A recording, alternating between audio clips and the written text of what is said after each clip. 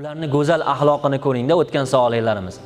Abdulloh ibn Mas'ud radhiyallohu anhu ni oyoq kiyimlari o'g'irlandi deyapti. Kimdir o'g'irlab ketibdi-da. Nima qilgan deb o'ylaysiz Abdulloh ibn Mas'ud? E'lon qildilarmikin, baqirdilarmikin? Nima deb o'ylaymiz? Abdulloh ibn Mas'udning oyoq kiyimlari o'g'irlandi. Shunda u kishi o'g'rining haqqiga duo qilgan ekan. Allohim, agar bu oyoq kiyimni o'g'irlagan kishi shunga muhtoj bo'lsa, o'g'irlagan narsasiga baraka bergin. Shunga muhtoj bo'lsa, o'g'irlagan narsasiga baraka bergin.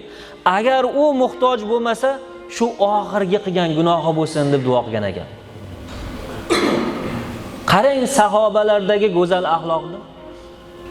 Birorta eshitganmizmi shu jamiyatimizda shu o'g'irlik qilgan odamning haqqiga mana shunaqa duo qilganlar ichimizda bormikin?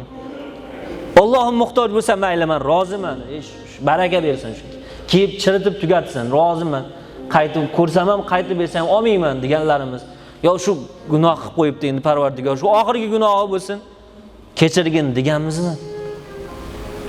Men umid qilamanki, biz ichimizda shunday solihlar bor.